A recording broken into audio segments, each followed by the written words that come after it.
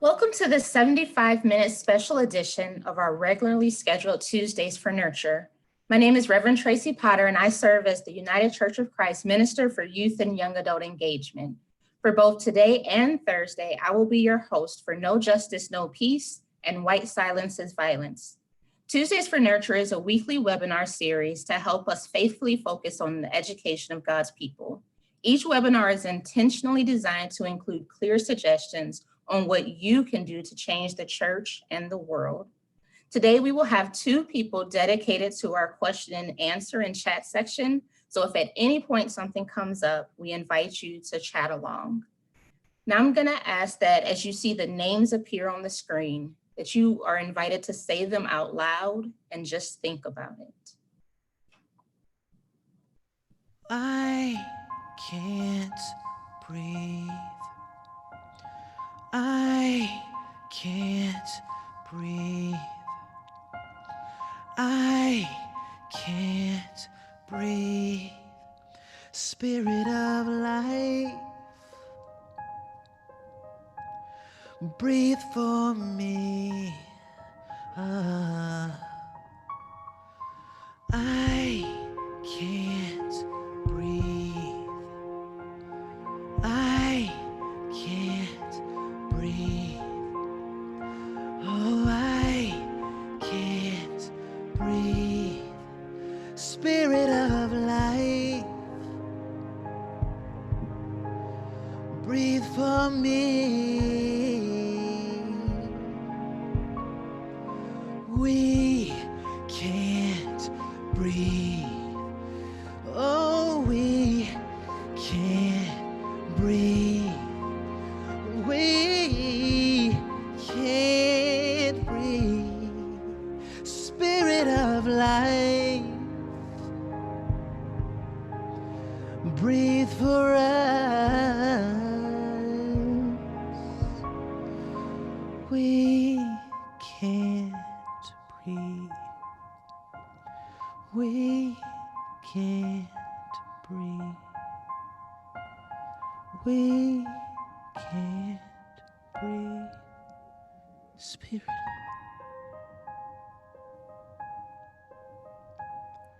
breathe for us.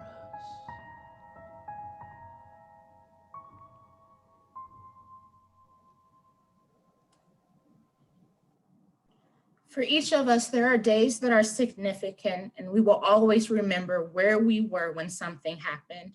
For generations before me, it could be remembering the exact moment Apollo 11 landed on the moon, or where they were when Martin Luther King Jr. was shot dead in Memphis. For others, it could be remembering watching in horror as Rodney King was brutally beaten, the terrifying moments of the Columbine shooting, or where they were when the World Trade Centers fell. There are several moments in my life that I can recall with great detail for different reasons. One of those days will always be July 13, 2013. I was gathered in Orlando, Florida during the Disciples of Christ General Assembly. I was with a friend at dinner, and the announcement that George Zimmerman was found not guilty on all counts in the death of 17-year-old Trayvon Martin. Both of our phones began alerting us to the messages that Black clergy were calling an emergency meeting to figure out what we were going to do. Sadly, since then, there have been calls, meetings, resolutions, protests, and tears over what has become a common narrative in our country. In the 8 years since Trayvon was shot and killed, there have been too many high-profile murder cases to count, and I'm certain that there are many more that go unreported because no one was there with a camera phone. Physical and emotional violence against Black and Brown people has sparked the rise of the Black Lives Matter movement. It's created hashtags demanding that we say the names of bodies that have been left in the streets, and it has given rise to a new class of people called Karen. We have gathered here today to begin a vital conversation for the church and society over race relations in this country. As the United Church of Christ, we have declared our mission, vision, and purpose to be rooted in the creation of a just world for all. And to me, and the work that I have been called to do, that means helping to raise and nurture a generation of anti-racist youth and young adults who will enjoy what has oftentimes been referred to as the beloved community. We are here today as a first step into determining what we individually and collectively can do to heal the brokenness of our community and call out the ideology and beliefs of white supremacy so that our Black and brown children can grow up and live out their God-given purposes and destinies. You may be asking the question, why does it matter anyway? And we turn to Haley. Hi. The first thing I want to say is race is a construct. It is not real, but only real in its effect to give power to some and oppress others. Race is a child of racism, not the other way around. I won't be able to speak on every detail of US racism, but I will say it has gone hand in hand with the founding of this country. I do want to address certain manifestations of racism that have led us to where we are in our current fight. Since the civil rights movement of the 60s, the majority white narrative has attempted to solve the issue of racism by twisting the famous words of Martin Luther King's I Have a Dream speech. He said, "I have a dream that my 4 little children will one day live in a nation where they will not be judged by the color of their skin, but by the content of their character." And from this, it is turned into the ideology of, I don't see color, and colorblindness. This is an issue because it excuses white people from acknowledging their racial biases. The intent was good, but the impact was damaging. There is no easy or quick fix to racism, and it needs to be dismantled in layers. So where are we now in this generation? We have come face to face with violence perpetrated by our state. This is not new. Black and brown people have been losing their lives for centuries, but now with technology in our hands, we are seeing the very people who sworn to protect us, police officers, abuse their power and take Black lives for no other reason besides the embedded racism in police departments and police unions. Structural and institutional racism is in every part of our society: education, medicine and healthcare, job security, lack of affordable housing, and especially in our law enforcements that patrol our streets. I do want to address that parties who are always mentioned in race conversations are Black and white communities, but this is not just a Black and white issue. Who's forgotten are people in my community, such as Asian, Pacific Islander, Southeast Asian, and others such as Latinx, Arab Middle Eastern, and Indigenous Native American.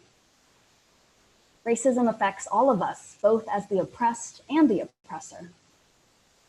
People of color do not like to admit this, but even though we experience racism and discrimination, we have fallen for the lies and the stereotypes given about our own communities and other racial groups on the margins.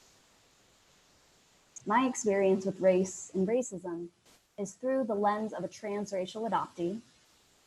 I was adopted from China as an infant into a white American family. I'm a person of East Asian descent who was taught and raised in white culture, white neighborhoods and schools. And as a child, all you want to do is fit in with your friends and your family. I denied my Chinese heritage for most of my childhood and wanted to be as far away from what makes me Asian and Chinese. Many people of color who live and survive in white culture have probably thought to themselves, wow, I wish I was white. I wish I was not blank race. I fell for the lies that white was the standard and white was inherently good. I believed in the stereotypes of my own race and also gained racial biases towards Black and brown races too. Whose fault is this? My personal fault? My family's or my school's? Yes and no. This society was created long before any of us on this call was born, but as the predecessors of our beautiful cultures and races, we need to address the lies that have been given to us, rewrite our narrative, and decolonize our mind and bodies. As I said earlier, the evils of white supremacy and racism will be torn down in layers. The very first time I had serious conversations about racism was in a UCC faith community. I learned through the UCC resource called Sacred Conversations to End Racism. This is a restorative racial justice journey curriculum created with resources and spiritual practices from people groups marginalized by white supremacy education, perpetrated within Christian church and society. The Sacred Conversations to End Racism study guide is not a self-guided resource, but instead is done in community. This curriculum is led by trained facilitators, and participants can be at any level of understanding racism. I benefited so much from having these difficult conversations in my UCC spaces with the curriculum. I'll now pass it on to my friend Valerie Tutson and leave by saying this: fight the good fight, and know we are all in this together, fighting for what's right, liberation for all. Thank you. Thank you, Haley. Thank you for sharing your story. Oh, so beautiful to hear your voice, and I'm truly honored to be here for this conversation. And there are, as Haley said, so many stories to tell, and I've been debating. Do we tell a story from the 1960s? Do we tell a story from the time of 1860s? Do we tell a story from the very founding of our country in order to understand this problem, this challenge, this battle that we are in this time? And I'm feeling like I want to share with you a story about a young woman whose name was Maricha Lyons. And I'm wondering if anybody has ever heard of her before. And I'm guessing probably not, because so many people who have fought for racial justice are nameless to us, in part because of how we do or do not learn our history. But there's a young person on the panel who's from New York, and that's what made me think of this story. So let's go back to 1865.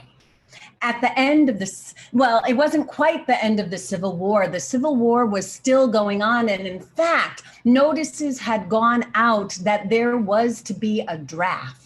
And the poor white men in New York City were upset because they did not have enough money to buy their way out of it. And they knew that when the Civil War was over, Black people were going to be free and they were going to be competing for their jobs. So they took to the streets, and there was violence in the streets of New York in 1865. In the summer, it was hot.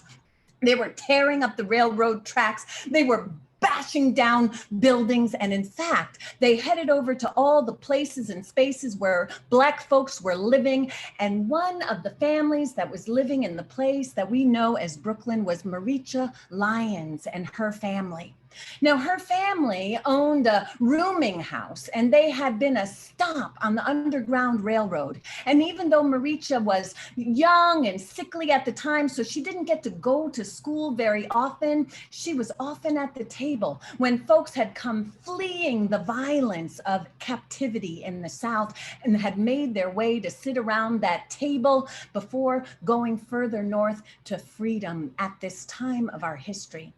Well, when the violence came to their doorstep in 1865, Maricha's father took all of the children, there were 5 of them, out of the back and rushed them over to a neighbor's house. And eventually they got on a train that went overland and first went to Massachusetts. And then, because it wasn't safe there either or back in New York, they ended up in the city where I live, Providence, Rhode Island.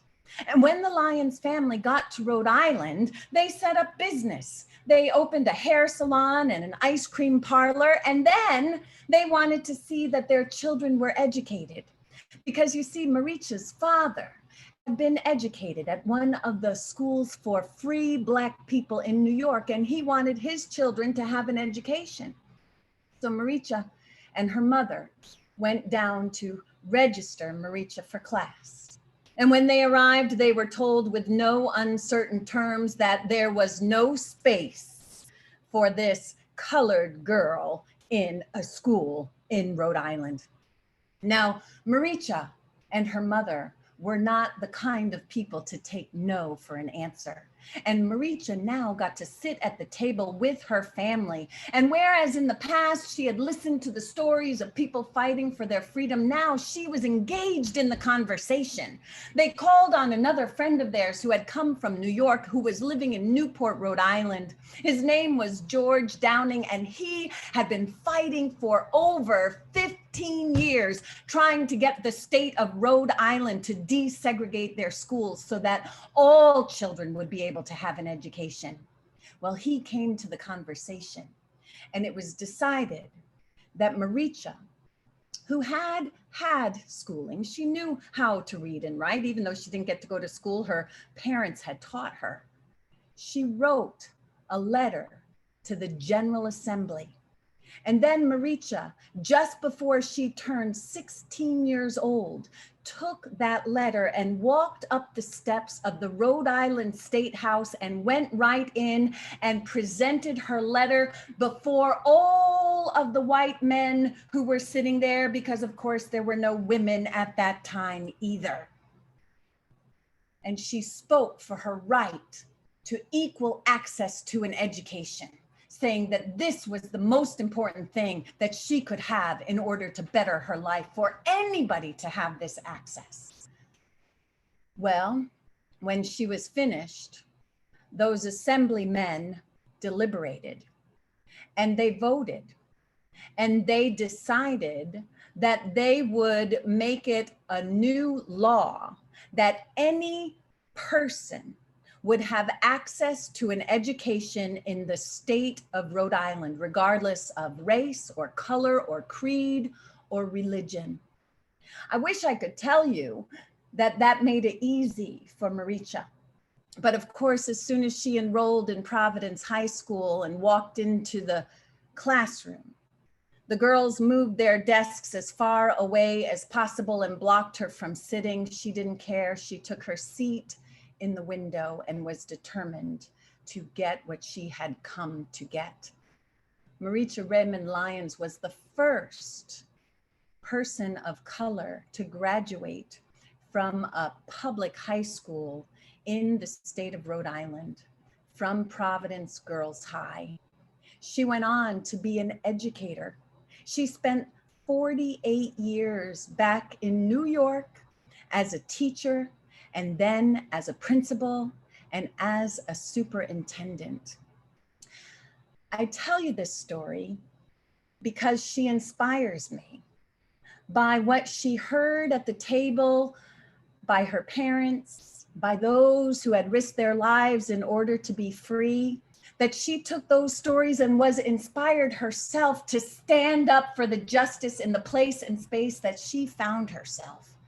And then, because she knew that life would go on after her, she continued to teach the young people who came after. May we remember the story of Maricha. May we remember the power of education and find the stories and the people and the freedom fighters that inspire us all. And that's a true story that comes from our history for you. Thank you both, Valerie and Haley. Incredible. Today, I'm joined by a dynamic group of people who have done incredible things academically, politically, and faithfully. Each of our panelists that you will hear from is a person of color with experiences that help to illustrate life in America for so many Black and Brown people. Today, we have Michaela Flanders, who is a member of the Council for Youth and Young Adult Ministries and the author of Sitting in a Circle, Gen Z Feminism and the Spirit. Hello, thank you so much for putting this together. We also have Ifoma Eme, who is a member of St. Albans Congregational Church and a member of the Alpha Kappa Alpha Sorority Incorporated. Hi, everyone.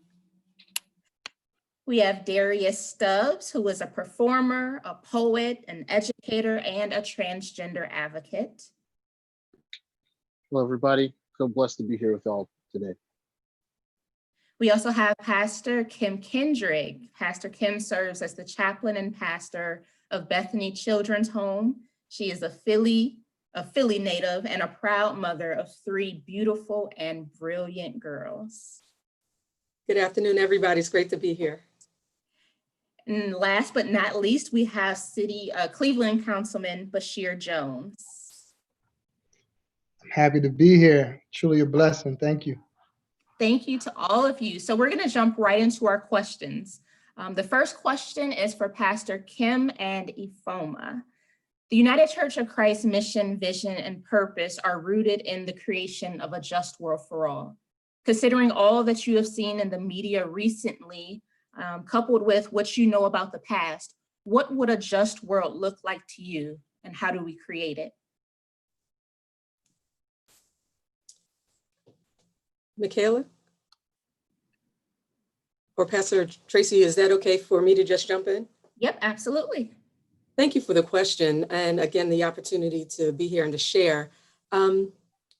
In thinking about this question specifically as it relates to the UCC's mission and vision and purpose, being rooted in a just world for all, I often read and see in the sacred texts that Jesus uses meals, right, to engage with people and to teach important lessons. And he continues to call each and every one of us to his table to feast on who he is and to learn more about him. And it's Jesus's example that I think gives us an opportunity to extend an invitation to friends, to outcasts, even to enemies, to know God's story of love. A just world for all would be really to honor the table as well as the feast. Honoring the table would mean to be intentional about making space for everybody, right? Making space for everybody. Dialogue and action go a long way in the creation of a just world. Conversations that center voices that are marginalized by systems of oppression, including structural racism and white supremacy, heteronormativity, transphobia, xenophobia, as well as ableism.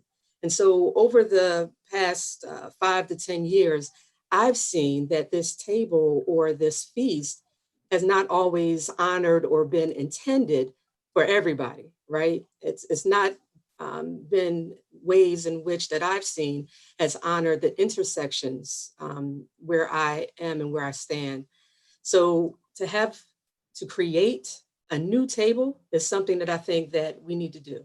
Create a new table, just create a new table. And sometimes bring our own chairs, as Bishop Flund would say, of the Fellowship of Affirming Ministries. Create our own table, bring our own chairs, and also cook a new feast and teach others how to do the same. That was really great, Pastor Kim. And as I was also reflecting on this question, I immediately went to my Bible and I immediately thought of what God's kingdom and what God's plans were for us on this earth, and to interact with one another with love and with kindness and with respect, and regardless of our race, regardless of religion, of socioeconomic status, of our identity. And I feel like these principles are simple, but I feel like our nation is fixated on individualism and self-gratification, and greed and power in all of our systems has been prioritized over our basic morality. And that's why we see the 1% of the population owning more than half of our world's wealth. Why during this COVID-19 pandemic, the wealthy have gained more than $434 billion, while there is a starvation crisis in Yemen. So I feel like I'm glad that during this pandemic, the Black Lives Matter movement has been a stage for amplifying the life-threatening issues that we face as Black people in America. But also, I also appreciate the fact that it's starting different conversations about issues that other marginalized groups face in our world. And I feel like the more conversations we have, the more policy we can change and create, and the more we empower one another spiritually and mentally and financially, the closer we can get to making waves in an ocean of dysfunction and evil. Incredible. We've got oceans and tables happening these days. For Darius first, and then Michaela, there are people, if you pay attention to the comment section of Facebook, which I know I shouldn't do. But there are people who still will argue that racism is not real.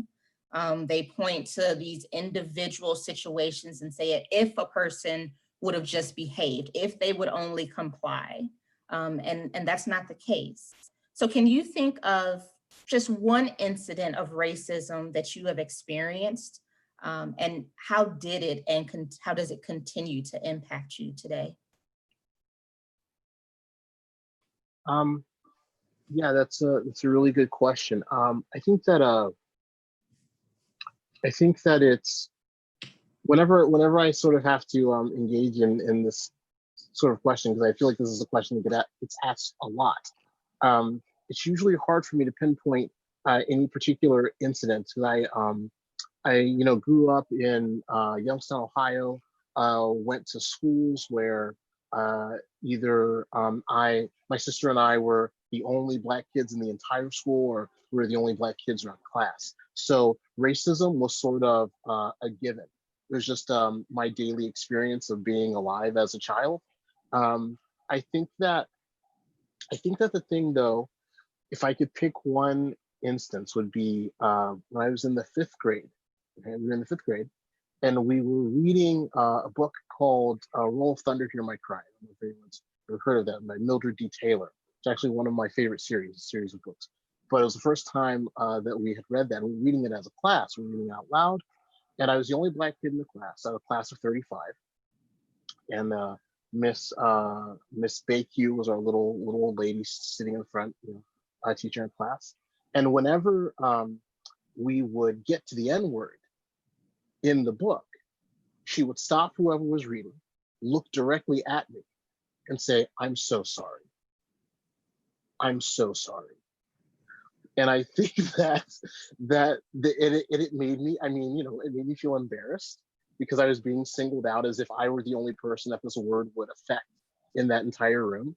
And also there was this sort of sheen of well-meaningness on top of her racism. I don't even know that she was aware was there. And I think that for me, that kind of set the tone for, and being a, 10, 11-year-old kid, I couldn't really say anything. I would just sit there and let that sort of wash over me. So it sort of set this tone for myself in the world when I have to interact with white colleagues, white coworkers, even white friends, and sort of not letting that sort of well-meaning, varnished white supremacy, racism sort of exist in a space that I am in without saying anything about it. Thank you. Sure.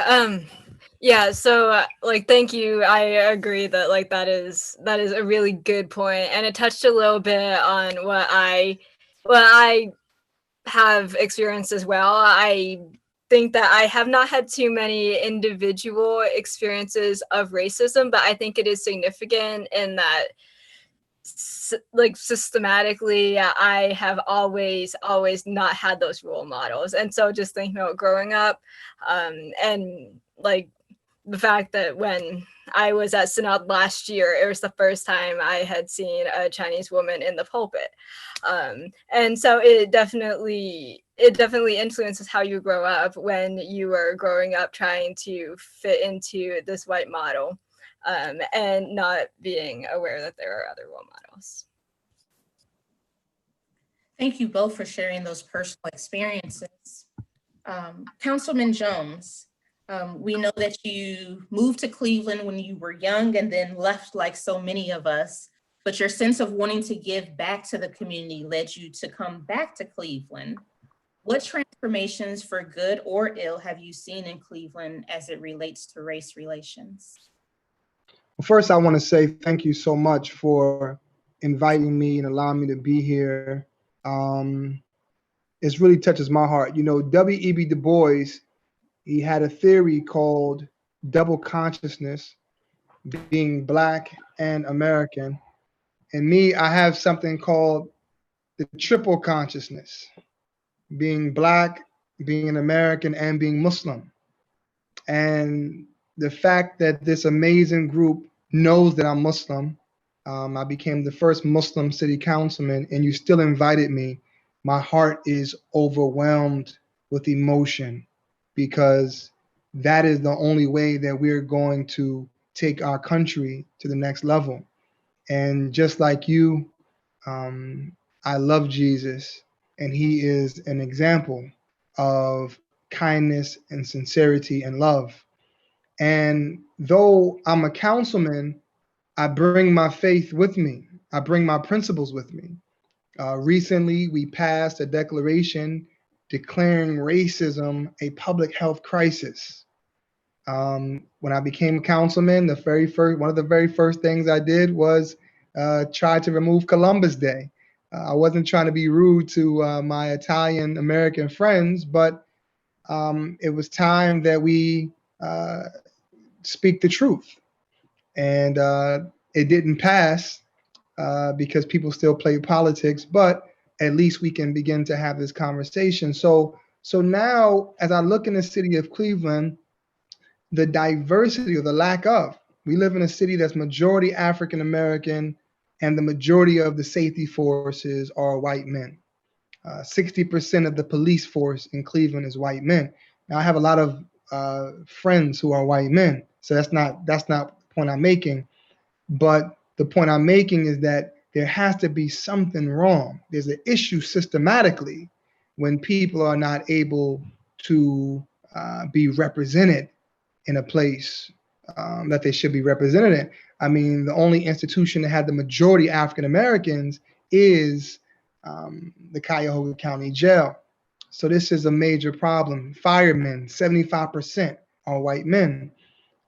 So we need to see more white women. We need to see more black and brown women. We need to see more Arab women. We need to see more Asian women and men. We need to see more diversity, because if people see themselves like the sister who just spoke, when you see yourself in the pulpit, then it does something to you. So we're fighting this political battle and changing policies that stands on the foundation of structural racism. And but I'm so like overwhelmed with emotion to see so many people of faith who have joined this this beautiful rally and saying, you know what, we're going to start the revolution. We're going to fight for liberation, because that's what the church is supposed to do. That's what the religious institutions are supposed to do. If we can't fight for liberation and stand up for justice as people of faith, then our country will forever be doomed. And it's time. And it's time. The politicians, they will follow the people of faith. And so I'm very excited. And I thank you so much for the opportunity to be here to express my thoughts and my emotions and my feelings. And as a graduate of Morehouse College, which was primarily a Christian college, as a member of Alpha Phi Alpha Fraternity Incorporated, which is basically an organization that's built on Christian principles. I don't find any issue.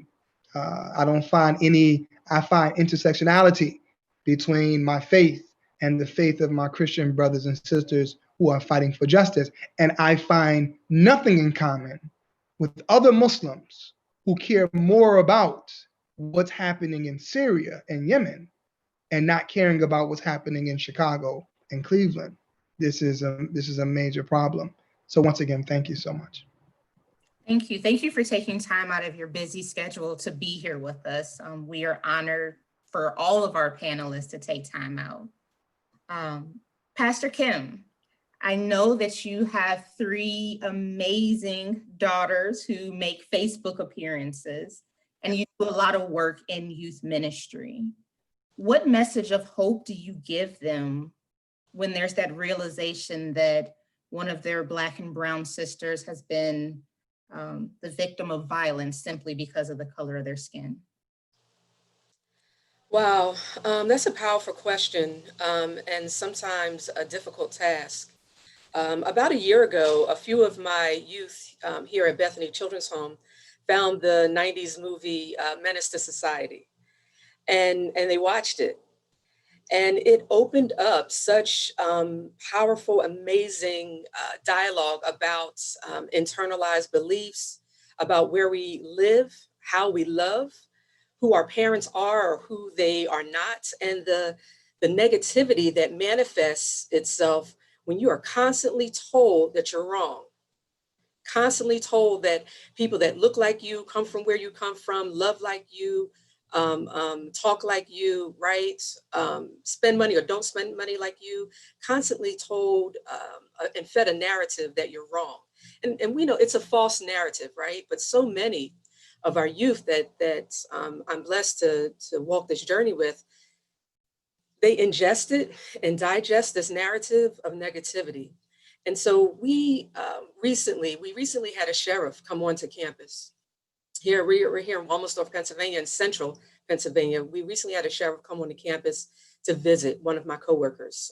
He was in his patrol car, full uniform, with his weapon, and he was coming to visit someone on campus. And immediately, a few of our youth, they were triggered. They were triggered by the sight of the patrol car, triggered by the officer's uniform, triggered by, at the root, past experiences with police officers, whether it's in their household personally or in the community. Because some of our youth are under the impression that an interaction with a police officer could end in death, that an interaction with a police officer could end in death. But this is a narrative of Black and brown people in the United States that have died at the hands of police violence. And so it is sometimes a daunting task to provide hope to our young folks as they see and they're fed narratives that really are not in alignment with God's will or in alignment with the way in which that they have the potential to become and to be. And so one of the things that I try to do, that we do with a team of folks, is that we do a lot of work to nurture a purposeful and meaningful life, to change that narrative, to give a new narrative.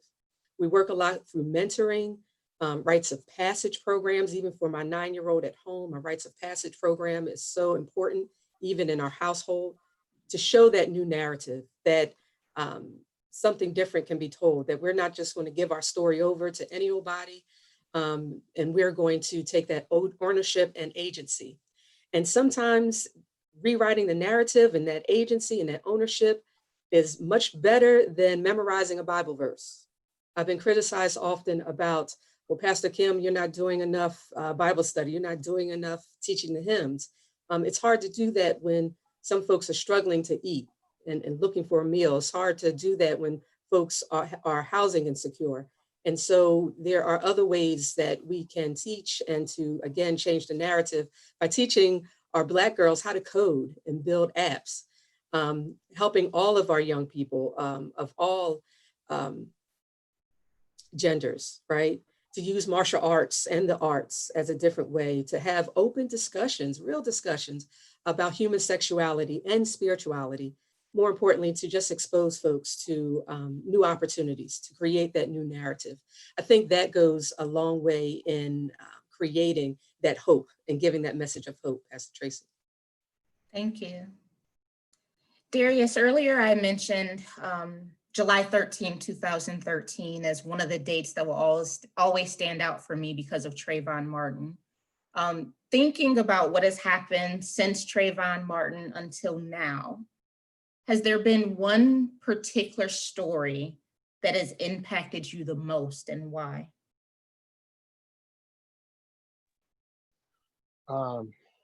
It's a really good question. I think that I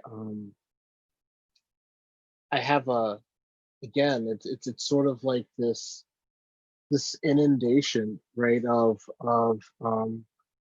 Black pain, violence against Black bodies, the sort of, viral sharing of this pain that I've sort of experienced since Trayvon Martin, that it makes everything sort of turn into this like unending sludge of death. I think, though, that the the day that stands out for me is, I think, because I live in Cleveland, and at the time I was living on the west side, about a half a mile away from the Kudo Rec Center where Tamir Rice was murdered.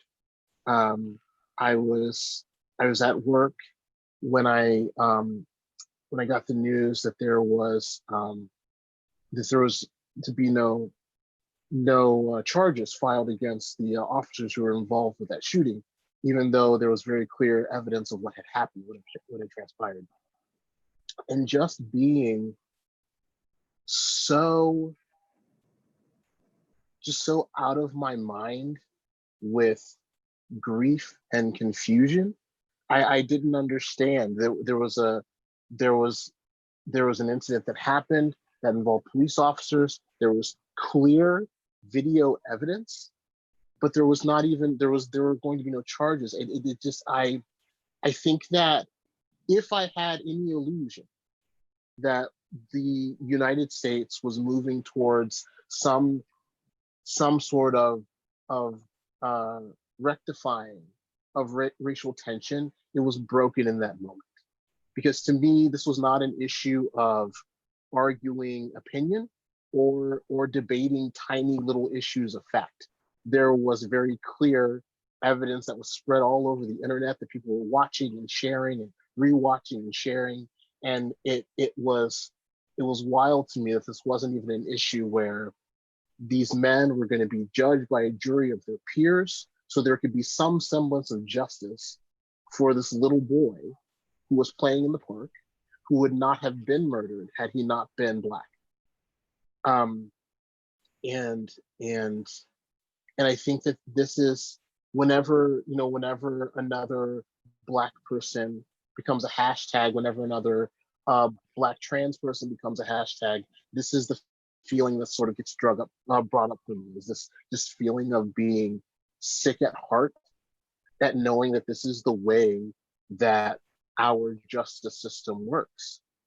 If you have power, or there is a perception of your power because of a group that you belong to, that places you on this pedestal above where the law can touch you, and you can sort of do whatever you want with impunity, without really worrying about having to be accountable for it. And I think that ever since that time, it's just become clearer and clearer and clearer that the system in which we live supports the power structures that exist and supports the people who benefit from those power structures. Thank you. Today, I intentionally wore my "I Can't Breathe" t-shirt. And we know that those have been the final words of Eric Garner, Elijah McClain, Freddie Gray, George Floyd, and so many others. So Michaela and Afoma, as two of our younger panelists, what do those words mean to you? I can't breathe. Those words are so powerful, and I'm trying to keep myself gathered emotionally, but to me, I can't breathe. It's, of course, it's not only an outcry of the physical suffocation that is caused by intentional chokeholds of police that has taken so many Black lives, but it's also a representation of the blatant disregard for Black lives and the systematic chokehold that authorities have attempted to hold us hostage politically, with voter suppression and lack of adequate representation in our governing bodies, financially with job suppression, with in redlining, with housing and schools. I feel like as a people, we have been put in a corner, we've been suffocated, and we've been presented with so many obstacles that has attempted to really keep us down. And I think that is our way of speaking up about it and taking a stand against centuries worth of us being marginalized and disadvantaged in this country. There's also that element to "I can't breathe" that is just "I can't exist." So like the idea of just like being alive, I think, like saying like I can't breathe, like I can't, live in safety, I can't like go out, like basically I feel like I'm living in a society in which like I like my existence is criminalized. So I think that's also a really significant part of it. But on the other hand, I'm not entirely sure how I feel about this motto, because there are a lot of people on social media who at this point are just using it as a hashtag. And so I've definitely seen some posts that are very much just people trying to tokenize and look like allies online. Well said. Councilman Jones, and I'm going to ask Pastor Kim the same question too. Both Michaela and Afoma, in some kind of way, in their own words, mentioned the sacredness of life. And we know that the I can't breathe basically strips a person of the worth that God has given them. So how does your faith inform your understanding of the sacredness of life? Well, I wanna go back to that. Can I be brutally honest in this space? You may. Okay.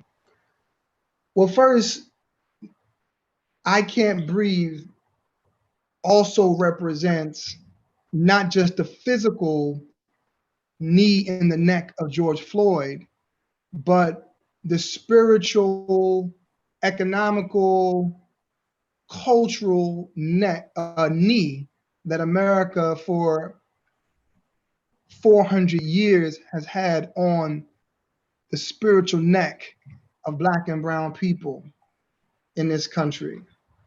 And to be quite honest with you, I believe that people of faith, the most revolutionary thing that we can do is to remove the idea that Blackness is not divine.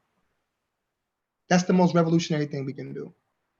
If we continue to go into churches and mosques and synagogues and other religious institutions, and we are still believing that God is white and that Blackness is evil, I believe that that plays a major part in how people view themselves.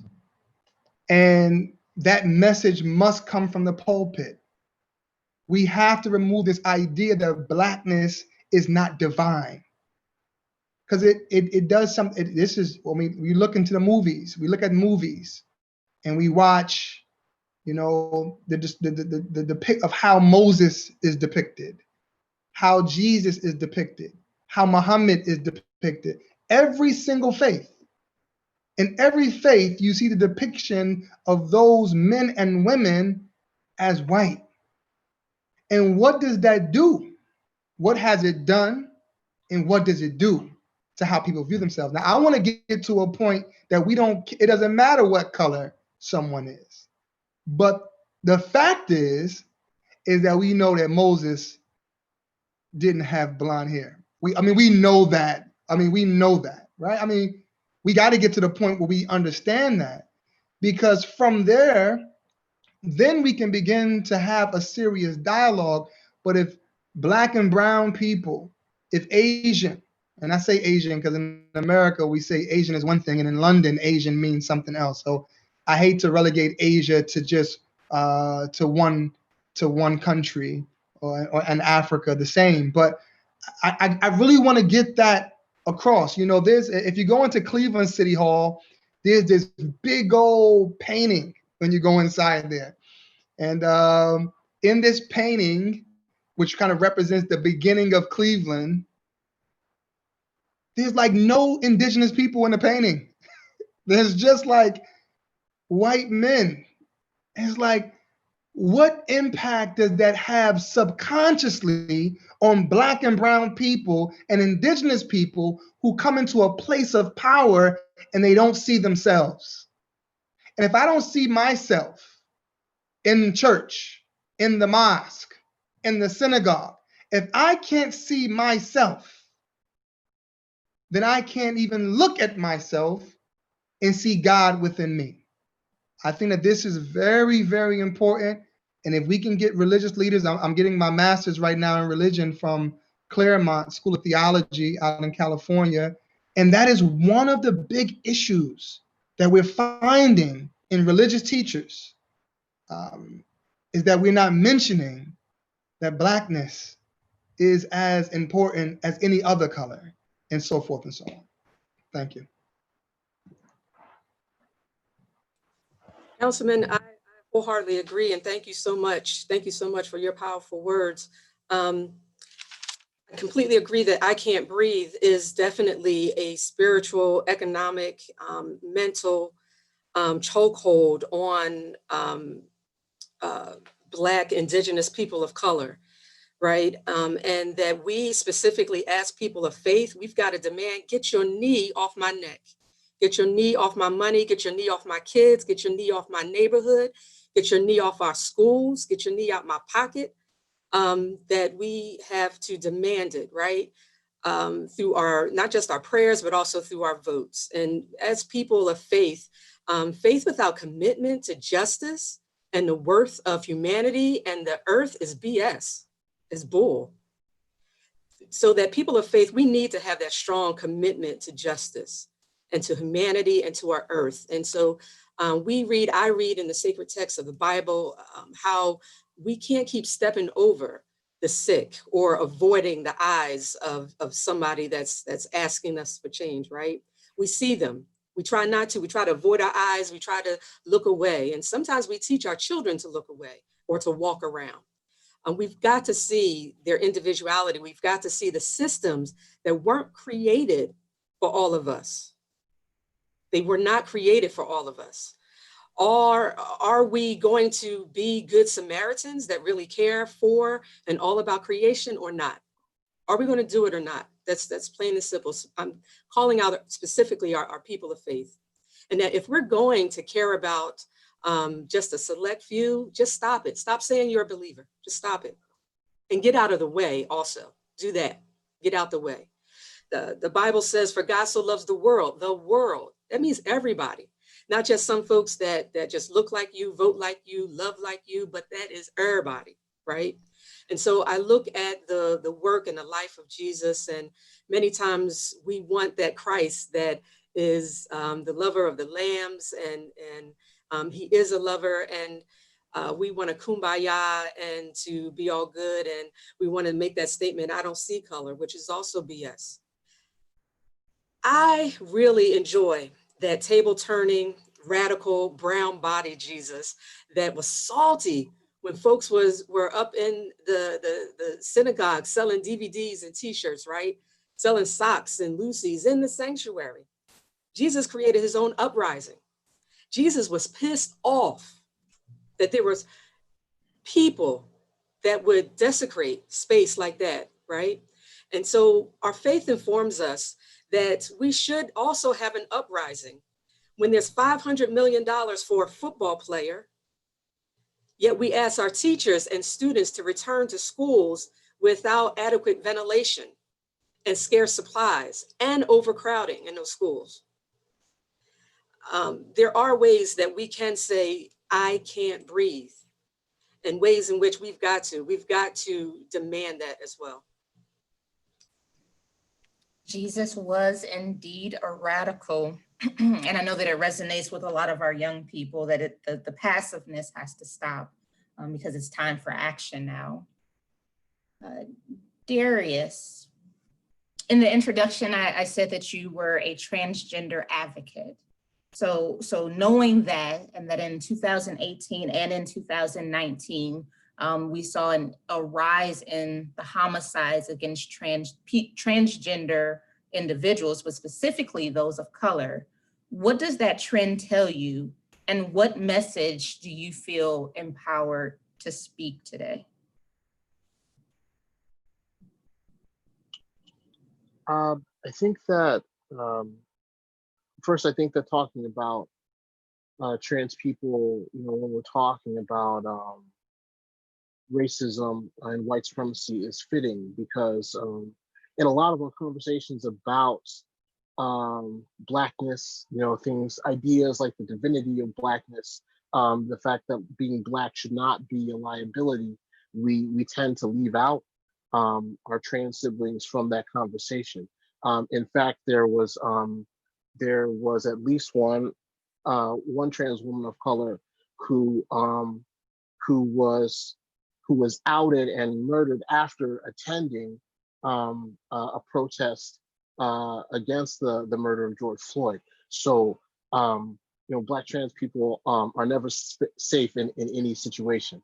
I think that in regards to the number of Black trans people, specifically Black trans women being murdered, and those numbers seeming to go up.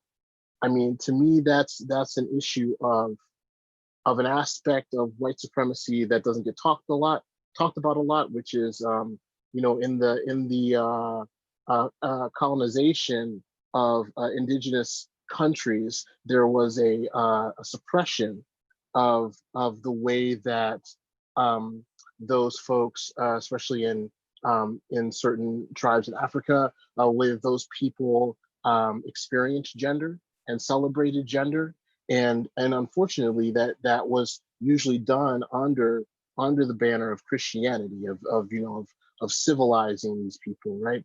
And I think that is sort of why that aspect of white supremacy, the transphobic and homophobic aspects of white supremacy sort of get swept under the rug when we're talking about Black liberation, right? When we're talking about the ending of white supremacy, is because we have to be able to hold the reality that white supremacy also oppresses gay and trans people, while continuing to hold the reality of being people of faith. And sometimes holding both of those realities is difficult because there is such discrepancy and such strange overlap.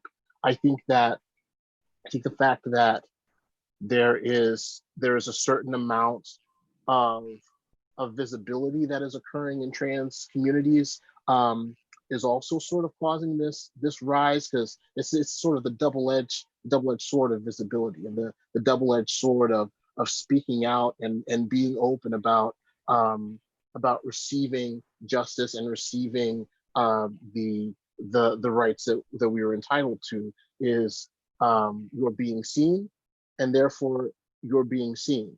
And people who refuse to accept your humanity will see you in the way that they want to see you, and that will make you a target. And I think that it's sort of, it just begs the question, like, do you look to create a safe space to yourself to the extent that you deny yourself justice? Do you do that?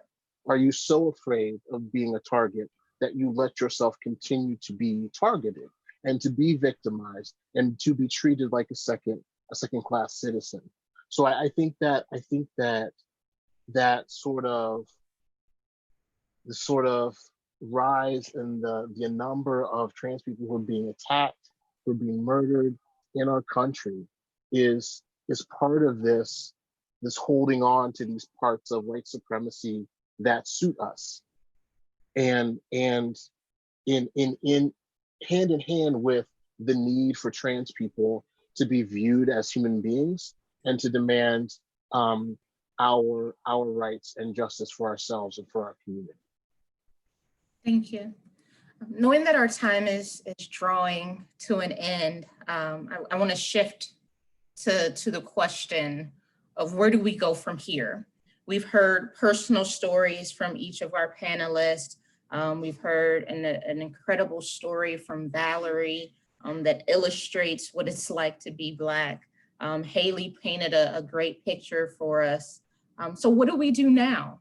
So I'm gonna ask that to Pastor Kim first, and then Councilman. What next steps need to come about?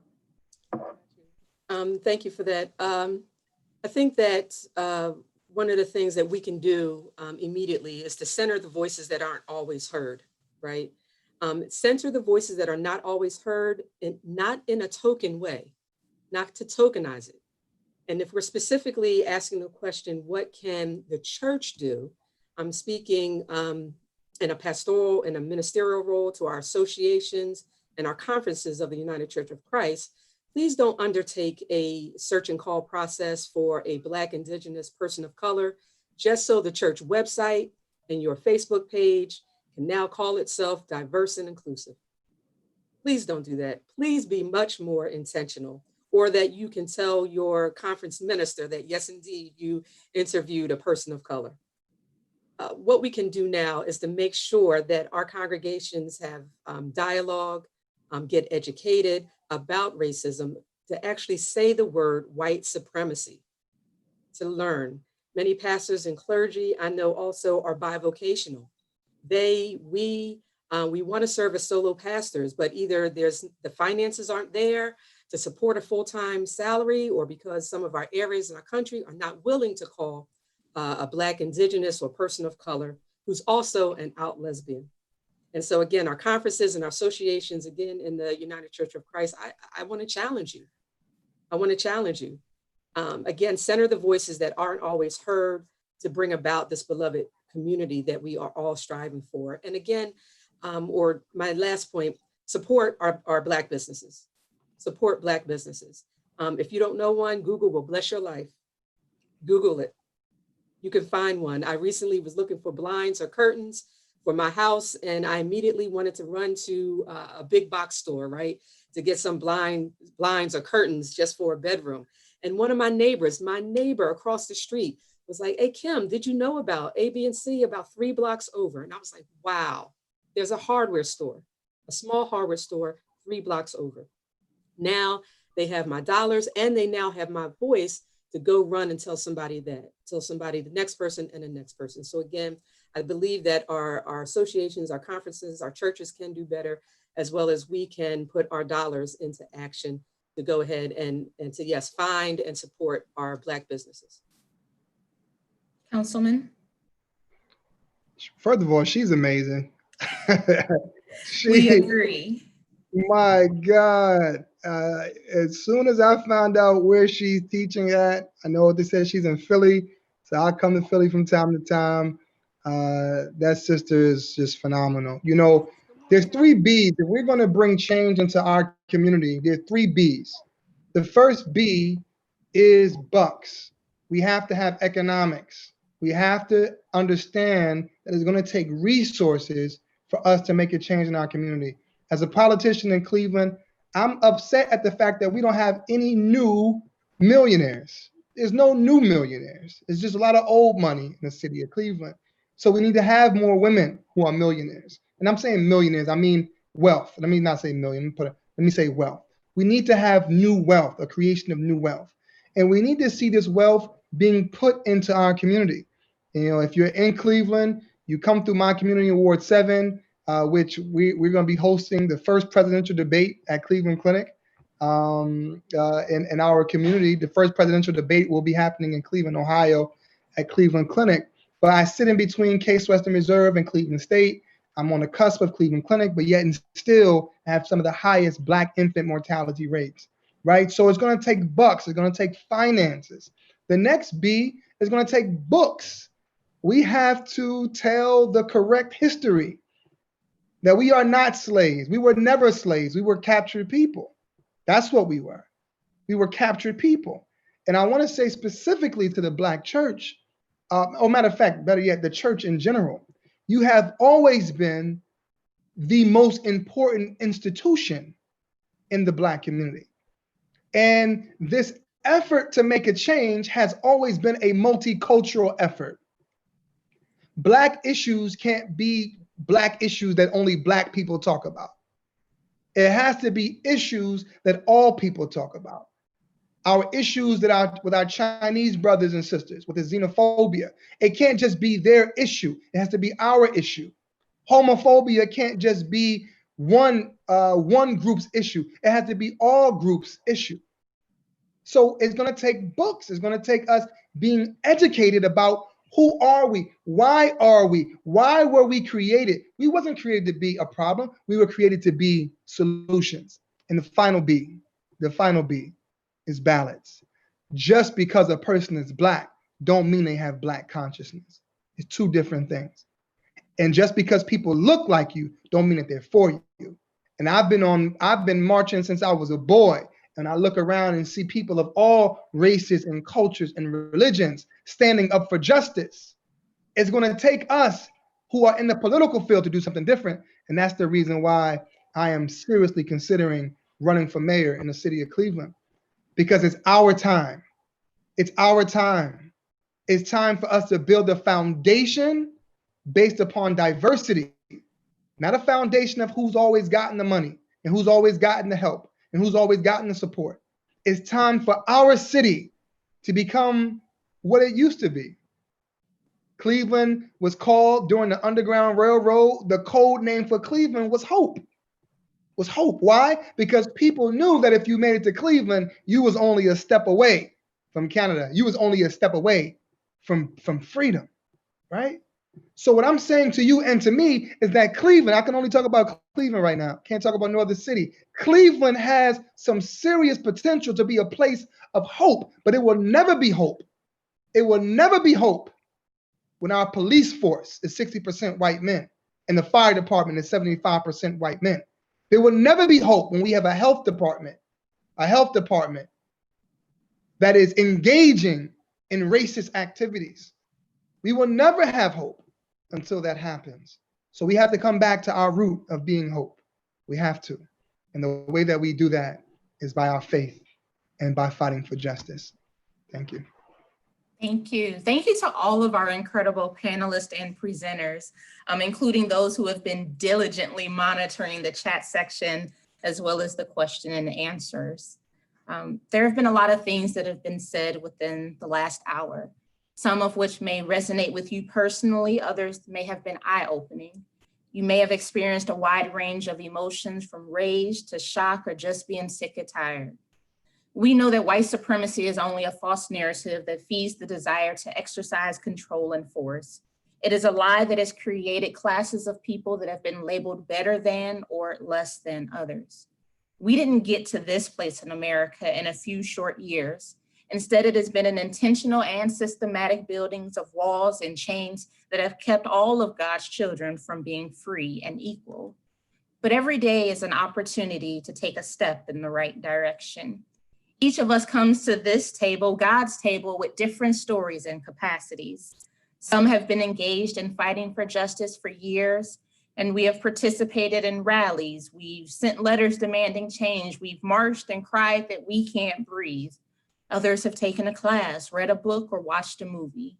Wherever you are on the spectrum, there's still work to be done today and tomorrow and in the months to come.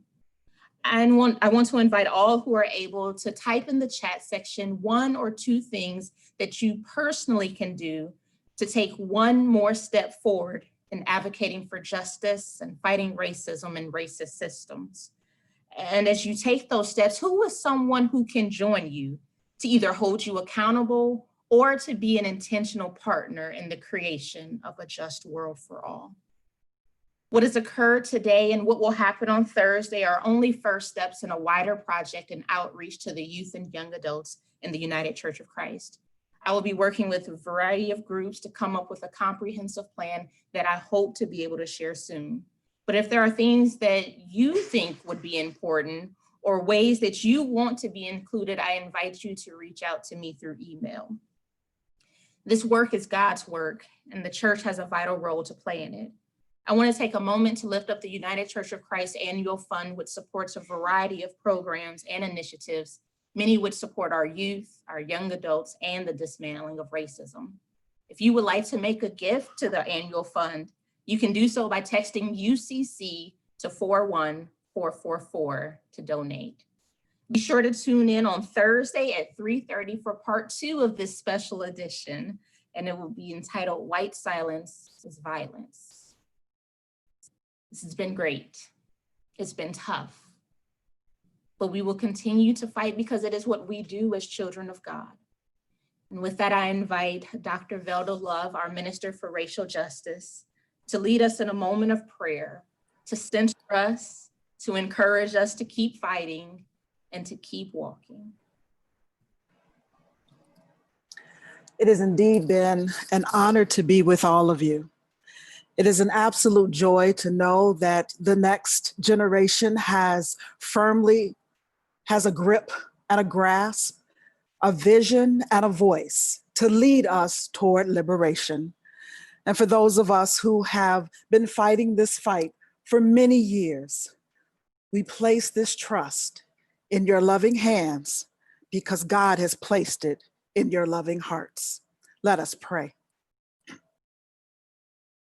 We have come to a space where we have done the work, but the work is not over. And so I want to leave you with just a few ideas, some revelations, and yet some challenges. These words come from Ta-Nehisi Coates. But all our phrasing, race relations, racial chasm, racial justice, racial profiling, white privilege, even white supremacy, serves to obscure that racism is a visceral experience, that it dislodges brains, blocks airways, rips muscles, extracts organs, cracks bones, breaks teeth. You must always remember that the sociology, the history, the economics, the graphs, the charts, the regressions all land with great violence upon the body, because the body is sacred. The body is valuable. God intentionally created the body to live and to breathe. And so, beloved, as we leave this place, but never God's presence, we say that there is no justice and no peace until our names are sacred, our bodies are sacred. The ancestors knew that we were sacred. God is intentional about sacred breath. For in the cradle of civilization, it was first the African that left and moved across the face of all 7 continents, left their DNA, left their homeland, and left a legacy for us to follow. Let us return. It is the Sankofa, that West African Akan word that says we must go back and get our history if we are going to change the future. Look what is sitting actually on your shoulders. Look on your back and know that there are those coming behind you. But move forward. Fannie Lou Hamer moved forward with her voice. Harriet Tubman moved forward with her feet. Yes, we are God's people. So let us return to that beginning. Be the change. Be the one who disrupts the structures, dismantles the systems and institutions. Do no harm, because white supremacy never sleeps. And let us be mindful that those who say that they are not intersectional are espousing hypocrisy. For those who decry and say that Black lives don't matter, that is an abhorrence against our God. For those who do not look at our identities as if they are equitable and fair, that is injustice. So, beloved, be the kingdom of God. Look after your siblings of all cultures, of all creed. Be an activist and an advocate. And when you speak, remember that breath is the ruach of Almighty God. Breathe, breathe, breathe. In the name of the one that created you in breath, go in divine peace and breathe. Amen.